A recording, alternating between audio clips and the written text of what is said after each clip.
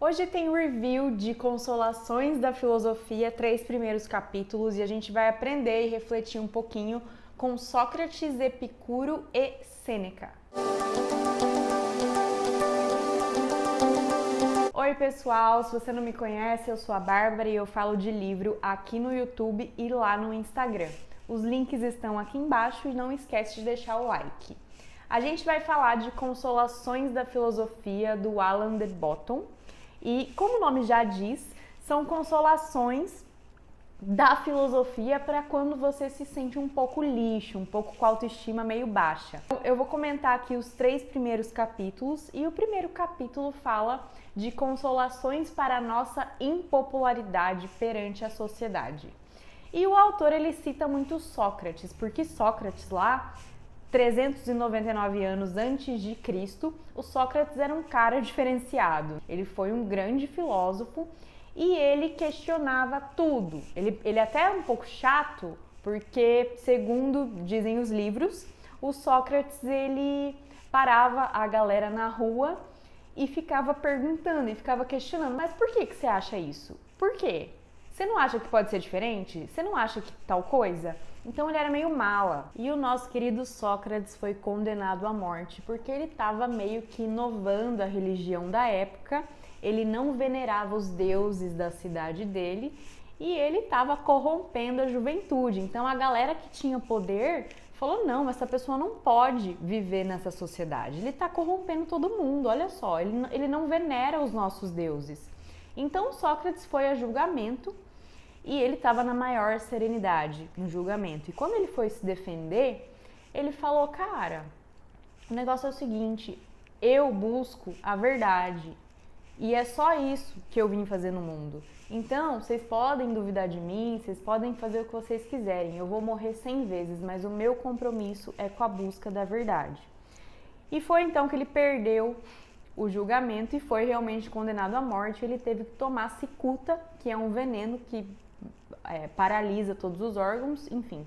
E o que dá para aprender com isso? É que às vezes a gente fica mal por meia dúzia de opinião áspera sobre a gente, sobre o nosso respeito, sobre as nossas crenças, e a gente se deixa bater. Às vezes a gente não pensa como a maioria e a gente deixa essa maioria esmagar a gente, mas na verdade pode ser que essa maioria esteja errada.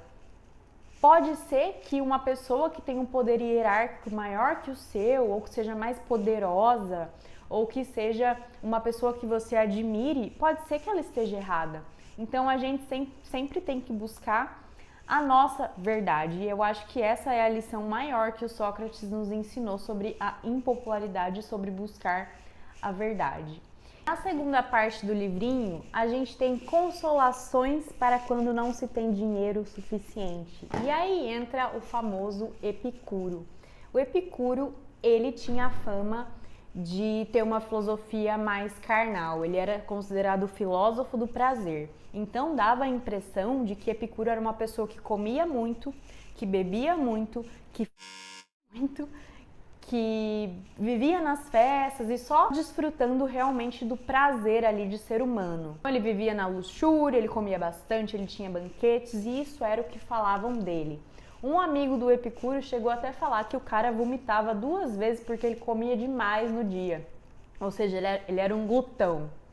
E na verdade, o Epicuro, ele não tinha nada disso. Ele era o filósofo do prazer, mas na verdade ele morava numa casa super simples, ele não fazia banquetes, as refeições dele eram super simples, ele preferia a água ao vinho, ele era uma pessoa bastante humilde.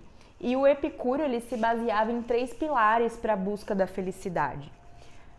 O primeiro pilar é a amizade, ele falava que você ter amigos é essencial, que você ter com quem contar e você ter com quem conversar e ter uma pessoa que te entenda é essencial. O outro pilar da felicidade de Epicuro é a liberdade. Ele falava que é melhor ser livre do que viver numa prisão emocional. É melhor ser livre e ganhar menos, por exemplo, do que ganhar muito dinheiro e viver com ansiedade, viver solitário. E o terceiro pilar que Epicuro mostra pra gente é a reflexão.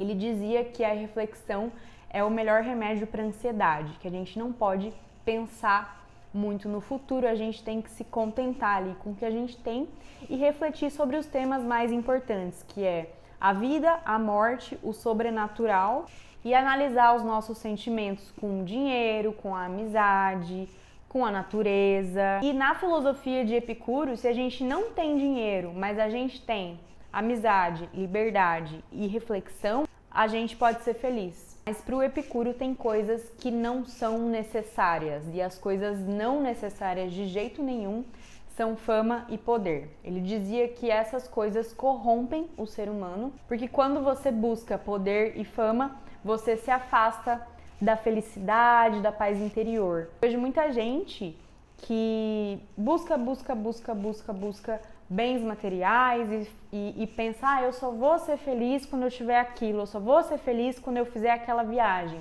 Mas, cara, olha, eu vou falar, a lição aqui é: busquem felicidade nas coisas que realmente importam. Não importa ter o carro do ano se você é sozinho, não importa ser milionário se você não dorme à noite de ansiedade, se você tem crise de pânico porque você não consegue lidar com você mesmo. Não adianta ter uma casa no campo se você não tem alguém para compartilhar. E a questão aqui não é demonizar o dinheiro, é simplesmente inverter os nossos valores, porque às vezes a gente acha que quando eu alcançar tal objetivo, aí sim eu vou conseguir ser feliz, porque eu vou ter o corpo que eu quiser, eu vou ter a roupa que eu quiser, eu vou ter dinheiro, eu vou ter fama. E na verdade não se trata disso, a vida não se trata disso, a vida se trata de você buscar a felicidade nas coisas simples. O terceiro capítulo fala de consolações para as nossas frustrações. E o autor cita o cara do estoicismo, que foi um líder do estoicismo, o líder da serenidade, que é o Sêneca. E o Sêneca teve uma vida de muitas tragédias, então ele aprendeu muito com isso e filosofou muito com isso. E o Sêneca fala muito sobre a nossa ira e sobre como a gente reage quando alguma coisa muito trágica acontece. Ele diz que a gente sempre tem que esperar as coisas trágicas, a gente sempre tem que viver o hoje sabendo que a qualquer minuto pode acontecer uma tragédia, e uma tragédia desde uma queda de avião, a morte de alguém, ou coisas mais simples. Ele fala que se você aceitar essa verdade, você consegue lidar melhor com essas emoções e viver uma vida de não tantas surpresas, porque a gente sempre acha que as coisas não acontecem com a gente. Mas quando elas acontecem, e todos nós estamos expostos a tragédias, não importa se você é pobre, rico, alto, branco, preto, não importa, todo mundo está exposto a elas. Quando você já tem a ciência de que ela pode acontecer, você não se descontrola tanto e você passa a viver o presente de uma forma mais real, mais verdadeira. E ele também fala muito sobre a nossa ira, sobre a nossa raiva descontrolada, sobre coisas que a gente simplesmente não pode controlar. Na opinião de Sêneca, o que deixa a gente realmente irritado são os conceitos que a gente tem sobre as coisas. A gente é muito otimista. Se tem uma mosca aqui zumbindo e passando no meu ouvido, um pernilongo, eu fico pistola, mas não tá sob o meu controle aonde o mosquito vai estar. Por que eu tô reclamando se eu nem me levantei para tentar matar ela? Ele fala que a gente grita porque a gente não acha um objeto que a gente perdeu, porque na nossa cabeça a gente vive num mundo em que objetos não se perdem, em que coisas trágicas não acontecem. A gente vive num mundo de fantasia. Então, quando você se prepara para um mundo em que realmente tudo pode acontecer, e aqui eu digo tanto para o bem, tanto para o mal, é aí que a mágica acontece. Porque você se torna mais ciente do lugar que você está na Terra e você consegue administrar melhor essas emoções. Porque, na verdade, a ira e a raiva que a gente sente, as frustrações que a gente sente, são de coisas aleatórias. São no mundo em que a gente criou uma expectativa, a gente está ali no mundo da fantasia, achando que vai correr tudo como planejado, e quando as coisas não ocorrem, a gente simplesmente se frustra. Ele fala bastante também de como a gente sempre acha que as pessoas estão conspirando contra a gente ou que o universo está conspirando contra a gente. Mas, na real, é só buscar a paz interior. É só buscar a paz interior, é ótimo, porque isso é a coisa mais difícil do mundo.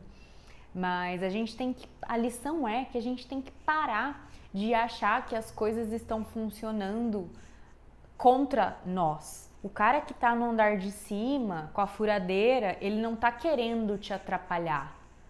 O mosquito que passa aqui e fica te incomodando, ele não tá fazendo isso de propósito. A pessoa que te olhou torto, às vezes ela te olhou torto porque ela tá num dia ruim, não tem nada que seja com você. E é essa a essência que o Sêneca tenta explicar, que a gente não pode deixar se atormentar por coisas que realmente estão fora do nosso controle, e a gente só pode se preocupar com coisas que estão dentro do nosso controle. Como eu posso me comportar em tal situação? Como eu posso ter um pensamento melhor? Como eu posso fazer para me tornar uma pessoa mais inteira? Então essa é a lição do Sêneca de como lidar com as frustrações. E depois de muito falar, eu espero que vocês tenham gostado. Foi um resumo do resumo do resumo. Caso vocês queiram que eu me aprofunde mais, é só deixar nos comentários. E muito obrigada para quem chegou até aqui. Não esquece de se inscrever no canal e até o próximo vídeo. Beijos, até o próximo!